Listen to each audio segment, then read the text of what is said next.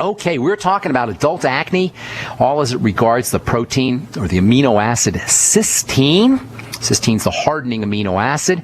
It can cause problems when you have bumps. Bumps on the skin can be due to defects in the cysteine-containing protein keratin. Doctors will call these bumps keratosis.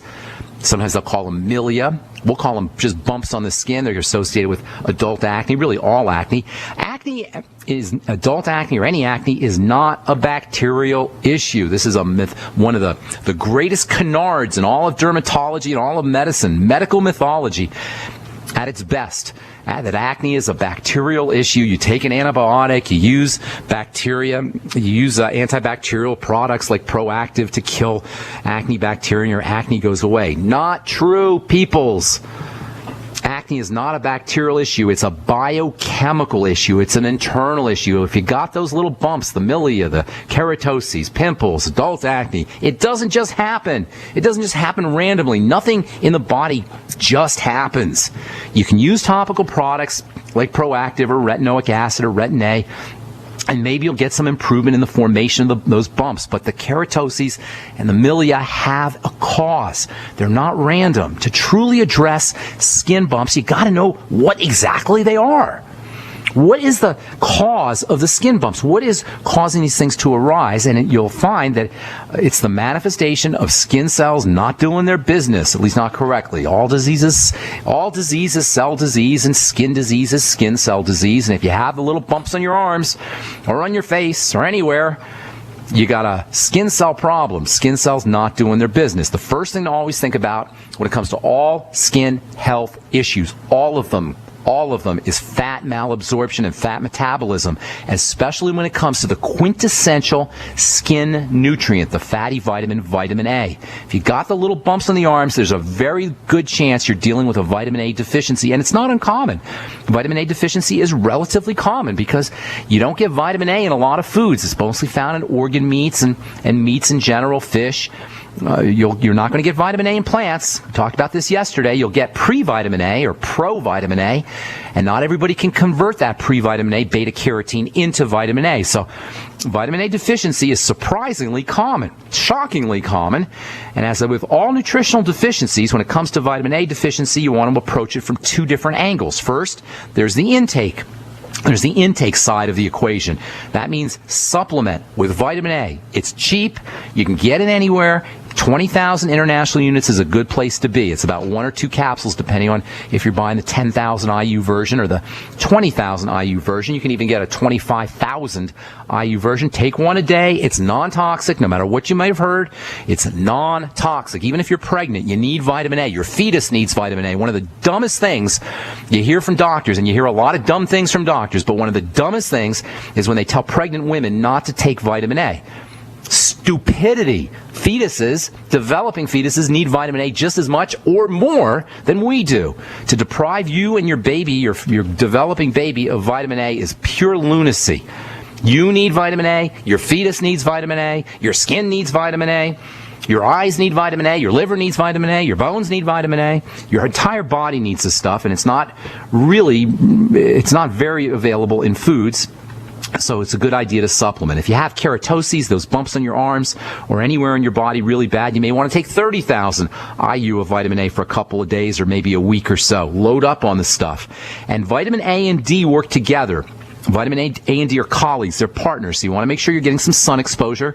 And if that's not possible, if you live in Portland or Seattle or Syracuse, New York or Detroit, and you're in the wintertime, you may want to make sure that you're supplementing with maybe 5,000 IU or so of vitamin D3. Keep in mind, the kind of vitamin D that our skin is making is much more effective than supplemental vitamin D. The kind of vitamin D that we get from the sun is a much more potent and effective form of vitamin D than even food vitamin D for that matter. So the best way to get your vitamin D, if you're taking vitamin A and you want to throw in some vitamin D, the best way to do it is get some sun. If you can't get some sun, then probably supplementing is the way to go. You'll get vitamin D in most fish oil products, and the Ultimate EFAs also have some vitamin D too. Then you want to approach your deficiency state, not just the intake of fats and fatty vitamins as one side of the equation, but the other side of the equation, which is absorption of nutrients, is also important. In the world of nutrition, as we've said so many times on this program, it's not just what you take, it's what you absorb. So in addition to supplementing, you also want to make sure that you're helping your body absorb fats. The Biolumin Nightly Essence Probiotics. This is one of the great benefits of a good probiotic supplement like the Biolumin Nightly Essence, my favorite probiotic supplement. This is one of the great understated, underappreciated benefits of a probiotic supplement. Gut bacteria, probiotics help your body process fats. So important. If you're dealing with fat malabsorption issues, you've had a gallbladder removed, liver problem, bile problems, etc., get yourself on the Biolumin Nightly Essence. Pancreatin is a great digestive enzyme kind of product. It's made from pancreatic extract. The pancreas is important for fat absorption. You can use bile salts, the ultimate enzymes, and there's another really neat supplement, dietary supplement that can help you absorb fats. I'll tell you what that is when we come back from our break. I'm Pharmacist Ben. You're listening to The Bright Side on the Genesis Communication Network. We'll be back right after this. Okay, so if you have fat malabsorption issues, and 30% of Americans do, if you've got a liver problem, if you've had your gallbladder removed, if you have a history of gallstones, all of these may mean that you're not going to be absorbing your fats and fatty vitamins effectively, and that can wreak havoc on your skin. The skin is very, very receptive to fatty vitamins. Fatty vitamins like vitamin A and vitamin E and vitamin D and essential fatty acids are super important for skin health. And in fact, if you have any skin problem, especially bumps or pimples or acne or eczema or psoriasis, step number one is to focus on fats and fatty vitamins and their absorption. You can supplement with vitamin A. You should be supplementing with vitamin A. We should all be supplementing with vitamin A no matter what, because it's difficult to find in food, especially if you have a skin problem. But you also want to approach absorption, the fat absorption process. And we talked about probiotics before we went to the break. Biolumin Nightly Essence is a wonderful probiotic. You can use pancreatic enzymes. Using the ultimate enzymes from Longevity can be helpful after all your meals. And then one of my all-time favorite dietary supplements is lecithin. Lecithin is one of the all-time great supplements, in my opinion, and one of the all-time great underappreciated supplements, in my opinion. It's relatively cheap. You can get a pound of organic non-GMO soy lecithin for around $30 or $35. You can also get lecithin from sunflower. You can also get rice lecithin for that matter. It's all pretty cheap. I like the powdered form of lecithin better than the liquid form. You can get lecithin in capsules as well, but I like the powder form. That's the most economical way to get your lecithin. If you get the liquid lecithin, it's kind of sticky. It's sort of messy. You can use the capsules, but they're not really cost effective. But the powdered form is real easy to use. You can put it right into your smoothies. Lecithin, by the way, is also a key component in eggs. This is yet another reason why eggs are one of the most powerful foods you could ever eat. In fact, I would say eggs are the most powerful food, at least from a nutritional standpoint. They're the most powerful food you could ever eat. You don't want to cook your eggs too much. Ideally, you want them soft boiled, poached, or raw. Eggs are the single most complete and powerful food there is. Specifically the yolks. This yolks is where the vitamins are, it's where the minerals are, it's where the good fats are, and it's where the lecithin is. In any case, lecithin is not just a supplement. It's not just found in eggs. It's not just found in foods. It's made in the body. Lecithin is made in our livers. The same lecithin that's in eggs, the same lecithin that you buy as a supplement is made in the body. It's made in the liver. It's a constituent of bile. In fact, lecithin is what gives bile its emulsifying properties, its ability to pull oil and water together. The same lecithin that you get in a health food store or in eggs is made in the liver, and it's a component of bile. Lecithin is said to be an emulsifying agent. An emulsifying agent is a type of chemical that pulls oil and water together. As they say, oil and water don't mix. Oil has a different chemical constituency than water, and if you mix oil and water or put oil and water together, the oil will rise to the top. You've all seen this. The oil rises to the top and the water stays on the bottom. But if you throw a little bit of lecithin in there and stir it around, it all blends together. That's called an emulsion, and lecithin is thus said to be an emulsifying agent. So you stick some lecithin in with your oil, it combines with the water, and everything mixes together. This is really, really important inside the body. It helps turn vitamin A. Lecithin can help turn vitamin A and all your fatty nutrients, your essential fats and fatty vitamins and fatty nutrients that are found in vegetables and plants. It can help make these fatty nutrients water soluble so they absorb more easily, essentially making oils more water insoluble. Lecithin is an emulsifying agent. It makes oils easier for the body to absorb. This process is exploited by bakers. It can make lecithin into an invaluable cooking tool, making butter and oil blend in nicely with water if you're baking a cake, for example. If you add an egg to your protein smoothie or a couple eggs to your protein smoothie in the morning, the same thing will happen in your smoothie. So if you add, say you're using coconut oil or hemp seed oil or flaxseed oil or Udo's blend in your smoothie, the Udo's blend will blend in, or the lecithin, or the coconut oil, or the hemp seed oil, whatever kind of oil you're using, will blend into the water part of your smoothie much more effectively if you add a little lecithin. Under ordinary circumstances, the oils and the water in your smoothie aren't going to blend together very well, although if you're stirring them and blending them, you'll get a temporary emulsion. But over time, that thing will separate out. That temporary emulsion will split up. But if you add an egg or two to your smoothie, not only are you going to get all the nutritional value from the egg, not only are you going to up the protein value, get more minerals and vitamins from your smoothie, but you'll also get a nice, smooth, creamy texture as the egg allows the oils to blend in with the water. And even more importantly, you'll make those oils more readily absorbable by the body. And this oil-dissolving effect of lecithin makes it a super, super important supplement for dissolving gallstones. If you have a history of gallstones, if you have any kind of gallbladder problems or bile problems or liver problems, using lecithin can help keep cholesterol dissolved in the blood much more effectively. One of the reasons why we get gallstones is because cholesterol starts to precipitate out of the liquid part of the body, and it can clog up in the gallbladder. But if you have lecithin in your system, if you're supplementing with lecithin, or if you're making enough lecithin, that cholesterol can stay dissolved, can stay liquid, and you're not going to get the gallstones. Gallstones are caused by sticky, sludgy bile. Gallstones are caused by bile that doesn't have enough lecithin, but if you're using lecithin, and if you're taking bile salts as a supplement, you can help keep that cholesterol in solution and prevent gallstones and not have to deal with physicians or medical procedures, and even save your gallbladder. Doctors think it's all good and well to remove the gallbladder because you have gallstones, as if the gallbladder doesn't really matter. Well, I'm telling you, folks, the gallbladder matters. It matters big time.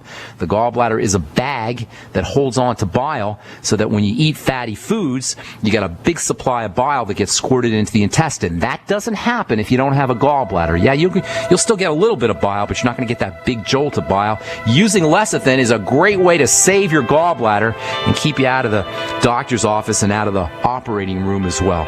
All right, I'm Pharmacist Ben. Got so much more to say. I'm going to give you some tips on how you can use lecithin in cooking. We'll probably do that tomorrow. We'll take your phone calls when we come back from our break. I'm Pharmacist Ben. 855-660-4261 is our number. We'll be back right after this.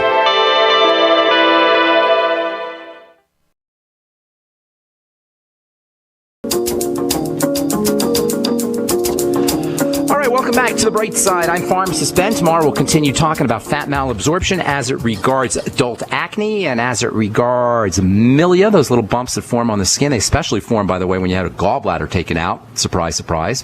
That's one of the first things that happens when a gallbladder gets taken out, is you start to get those little bumps on the skin. That's because those little bumps are are associated with problems with fat absorption, and having a gallbladder out is a great way to mess up your body's ability to absorb fats. Anyway, we'll talk about that tomorrow, and we'll continue talking about lecithin. I'll give you some tips on how you can use lecithin. Hint, hint, I'll tell you how you can use lecithin to help keep your skin from burning in the sun. We'll talk about that tomorrow as we continue our discussion on cysteine, keratin, skin health, and proteins in general on The Bright Side.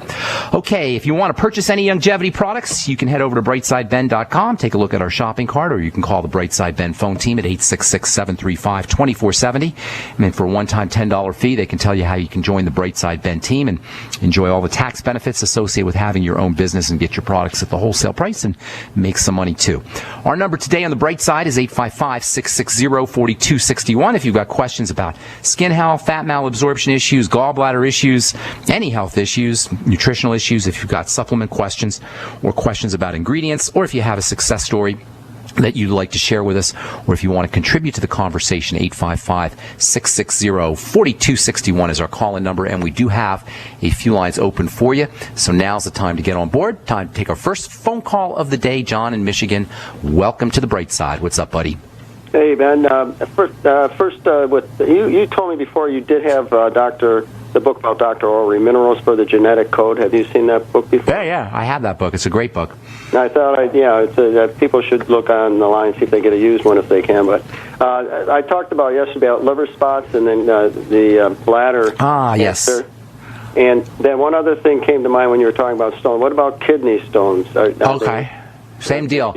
Well, that's a bunch of different questions. I remember we talked at the end of the program yesterday, and we were talking about those liver spots, the dark spots. And right before we wound down the program, I was making a very important distinction that most people don't make, and most dermatologists don't make, and most skincare professionals don't make, and that is between two very different types of darkening that occur on the skin. One is spots that occur, not really spots, but more like blotches that occur on the skin, patches that occur on the skin, darkening, dark patches that occur on the skin that are related to pigment. The name of the pigment, as most of you know probably, is melanin. That's the technical name for skin pigment. And melanin is supposed to only darken. Our skin is only supposed to get dark in response to melanin when we're out in the sun. That's its main role. However, there's lots of other things that can make melanin darken, especially female hormones, especially estrogen, and also toxins can do it too. Or if you have a deficiency in antioxidant nutrients, that can occur. Prescription drugs can make you hyperpigment, as it's called, when you get darkening due to melanin. And then pregnancy, sometimes that occurs during pregnancy. That's called the mask of pregnancy. A lot of women know about that. The birth control pill can do it. Hormone replacement therapy can do it too. Even just general stress. In fact, pigmentation is associated with the stress response. Cortisol, stress hormone, can do it. And that, you'll know this kind of, this melanin hyperpigmentation is occurring as opposed to the other kind of darkening, which I'll tell you about here in a second. You'll know that that this is the kind of darkening that you're dealing with if your darkening is occurring in big splotches. You'll know that's a pigment issue, a melanin issue. However, there's a second type of darkening that can occur that's even more dangerous and even more problematic, and that is related to something called cell dirt, or sometimes people will call it cell soot. Some people will call it the aging pigment, and that is a substance called lipofuscin. Lipofuscin is spelled Lipofuscin. Lipofuscin is a completely different type of darkening, and that's the kind of darkening that older folks will get on their hands sometimes, and they'll be confused, and even their estheticians or dermatologists will be confused, and they'll try to lighten that stuff up with skin lighteners, and nothing will happen. It won't even touch it. You can peel it. Nothing will touch it because lipofuscin darkening is a completely different type of darkening. It's occurring deeper in the skin, number one, and it's not really pigment. It's cell debris. It's the remnants of dead cell material. And the big problem with lipofuscin is if it's showing up on your skin, it's probably showing up inside your body, especially in the heart and especially in the brain and the nervous system. And it's called the aging pigment because lipofuscin is accumulation of lipofuscin is associated with an early demise and accelerated aging. And again, you can tell that that you're dealing with lipofuscin and not pigment by, number one, the kind of shape that the darkening is occurring in. Instead of having big patches of darkening, they'll be kind of scattered about. And they'll also be lighter than hyperpigmentation that occurs with melanin, and it'll also be deeper, and it won't be responsive to typical skin lightening agents like hydroquinone or retinoic acid or peels, and it's also a much more problematic form of darkening. Melanin, hyperpigmentation of melanin is more cosmetic, and although there are some internal correlates and some biochemical breakdown issues associated with pigment, melanin darkening, hyperpigmentation, that's the lipofuscin that's really the big problem, because that's going to show up, if it shows up on your skin, that's also going to show up in your brain and in your nervous system and also in the circulatory system as well. So you want to, number one, make that distinction. I think you asked me about liver spots, and people will sometimes call both of these kinds of these darkening splotchy kind of things on the skin. They'll refer to both lipofuscin and melanin as liver spots, but one is much more severe than the other. If you do have lipofuscin issues, then there's a couple things you're going to want to do. Number one, you're going to want to regard that as a sign of general toxicity, especially if you're younger and you're starting to get that. If you're starting to get those liver spots, those little dots on the arms or on the hands, they often appear on the hands.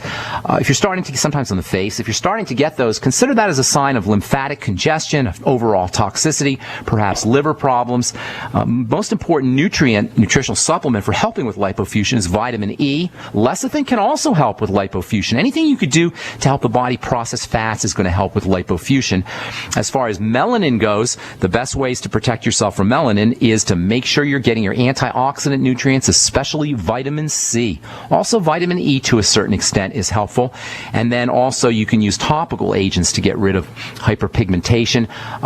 The gold standard prescription product anyway, is something called hydroquinone. That is associated with a lot of toxicity, and I don't really recommend anybody uses hydroquinone.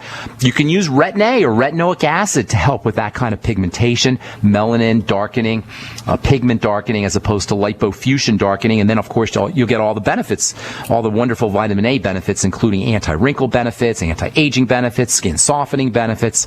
So I recommend, my personal favorite way to get rid of pigment is to use retinoic acid. You can also use alpha hydroxy acids like glycolic acid or lactic acid. For centuries, people, women especially, have used lemon juice or dairy products, both of which have alpha hydroxy acids in them. Wine can help. Red wine or even white wine has something called malic acid in it, or tartaric acid in it, both of which are alpha hydroxy acids. Vinegar can work, apple cider vinegar. These are all great ways to help lighten the skin from a topical standpoint. There's also herbs that can do it. One herb is called uva ursi. That has bear claw. That has got some skin lightening benefits. Licorice has got some skin lightening benefits also. Paper mulberry. And then also niacin, vitamin B3. Niacin also has some skin lightening benefits. The more we learn about niacin, the more we're understanding that niacin, topical niacin, can do some wonderful things for the skin. All right, I know you got a couple more things to say, John, so we'll finish up your question when we come back from our break. If you're on hold, hang tight. We'll get to you when we come back from our break as well. I'm Pharmacist Ben. You're listening to The Bright Side. We'll be back right after this.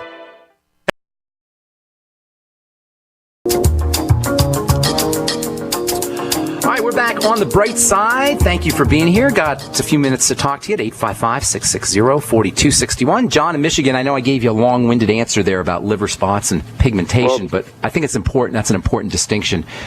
What else do you want to ask? Did that clear that up, by the way? Did I help you? Yes, I believe I have the one that's not good, the lipofusion. They're lighter. They're kind of lighter. Are they on your hands?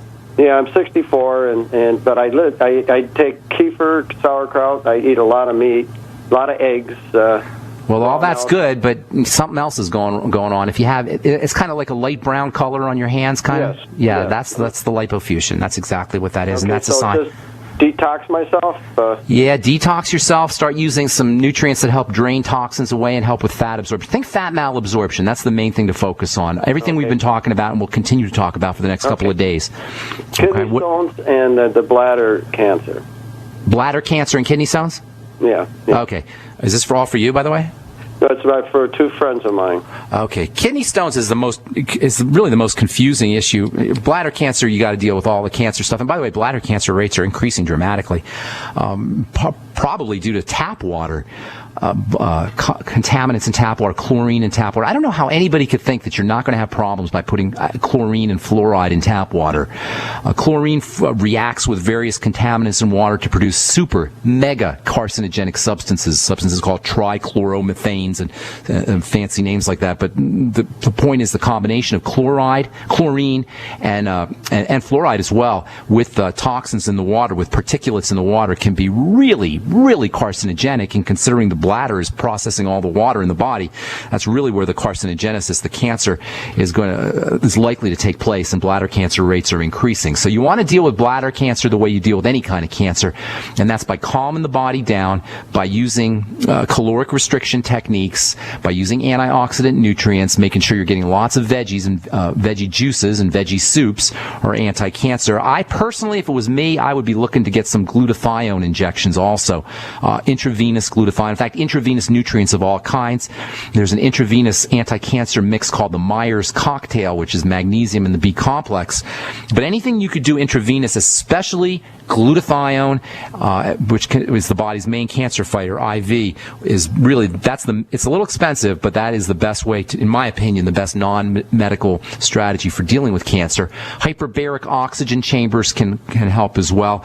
And then just calming the body down. Cancer is a hypermetabolic state. It's when cells are going absolutely nutso, dividing and growing, and anything you do to calm the body down, especially caloric restriction, restricting calories, fasting, intermittent fasting, using low residue foods that are easy for the body to process. And then what was the other thing you said? Kidney stones. Yeah, kidney stones is really kind of confusing for people. I hear all kinds of folks talking about eliminating vitamin C, using vitamin C, not taking calcium, taking calcium. Kidney stones are a sign that, remember, all disease is cell disease, and kidney stones are a sign that cells are not doing their business, just like any other disease, specifically as it regards calcium. Calcium, when we think about calcium, we think about the structure of the body. Most of us do anyway. We think about the structure of the body, the bones, for example, the skeleton system. Calcium's like a rock, and it's very easy to picture how calcium forms a firmness in the body. And indeed, some of the calcium, a small amount of the calcium, is used that way by the body. But for the most part, calcium is an electrical substance that cells use to conduct energy, to channel energy, and to create chemical reactions. Calcium is an electrical battery-like substance, and cells are constantly using calcium. In fact, next to potassium and sodium, maybe magnesium, calcium is the most important of the cell minerals, the cell electrolytes, the cell electrical substances, which tells you something very important. When cells become sick, when cells become unable to do their business, remember, all disease is cell disease, they're not going to process calcium effectively. That means calcium will start to leak out of the cells. It'll accumulate in the blood. As it goes through the kidneys are filtering the blood. It'll start to clog up inside the kidneys. So you want to regard kidney stones not as a kidney problem, not as necessarily as a calcium problem, but as a cell problem. Meaning that if you have kidney stones, you have an overall systemic bodily biochemistry problem. Probably has a lot to do with digestive issues, and probably has a lot to do with blood sugar issues.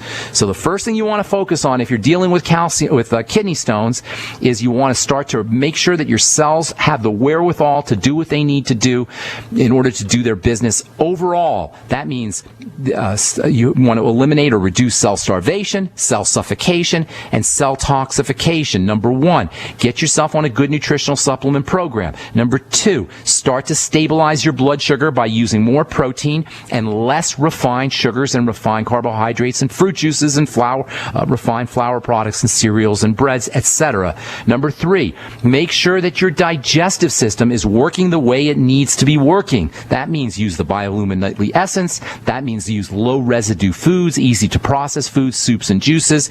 Caloric restriction is very important.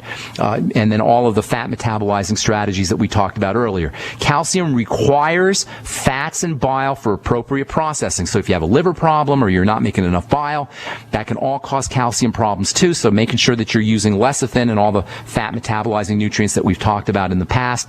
And then last but not least, sometimes vitamin C in high doses can help keep calcium in solution, help keep calcium from precipitating out in stones. High doses of vitamin C, that might help as well. But I'd be focusing on overall toxicity when it comes to, or overall poor health when it comes to the formation of kidney stones, rather than just focusing on the kidneys or just focusing on the stones. That having been said, if you want immediate relief, using high doses of vitamin C may be helpful, but focus on overall health and overall wellness. I hope that helps, John in Michigan. Thank you very much for Good deal. Info. Good deal. God bless, buddy. Have a beautiful day.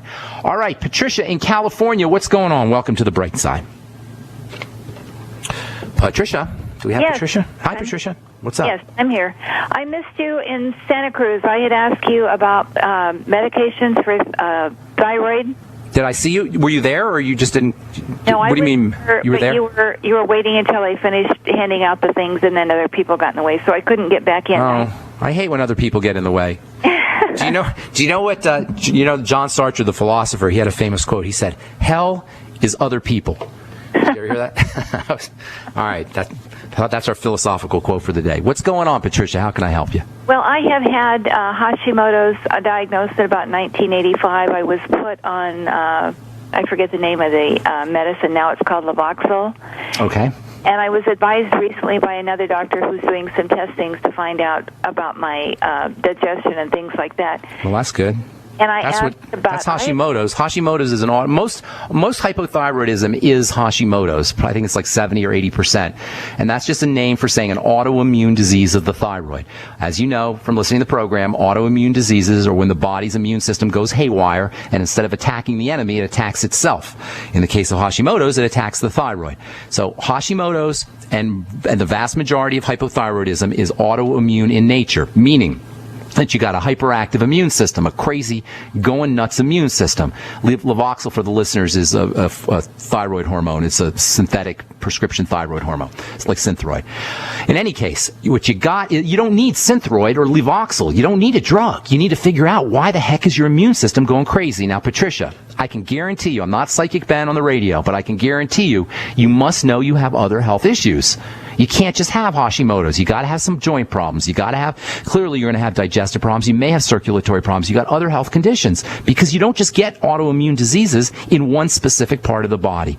So what do? This is for all autoimmune diseases, folks. I'm talking multiple sclerosis. I'm talking autoimmune disease of the digestive system. I'm talking amyotrophic lateral sclerosis or arthritis or whatever your flavor autoimmune disease is, Hashimoto's included. Number one, figure out what is getting into the body that's activating the immune system. What kind of foods are you eating that's triggering a defensive response? Simply by fasting, by going on by complete fast or caloric restriction, you're going to start to notice improvements in your Hashimoto's symptoms. That alone will do it. With the thyroid, cruciferous vegetables are sometimes a problem. Soy can be a really big problem with the thyroid, by the way. But focus on digestive issues. Every time you eat a food, write it down in a book. Get yourself a little notebook. Write down what you ate, and then write down how you feel in terms of the digestive system: bloating, gas, nausea, diarrhea, constipation, heartburn, cramping, whatever. Write that down next to the food. If you don't have any symptoms, just write no symptoms. And then gradually, over the course of a week or two, you're going to start to notice certain foods are triggering a digestive response and probably triggering a thyroid response too, and those are foods that need to be eliminated. Get yourself on the Biolumin Nightly Essence. Use the ultimate enzymes. Use apple cider vinegar after all your meals, and then get on a good nutritional supplement program that features iodine, features the B vitamins, features sulfur, and a very important and underappreciated thyroid nutrient, the mineral selenium, all important for the thyroid. So digestive health, nutritional supplements, you don't need any prescription drugs for Hashimoto's, Patricia. Hope we helped you out. I'm Pharmacist Ben. That's all the time we have for today. We'll talk to y'all later, folks. Bye for now.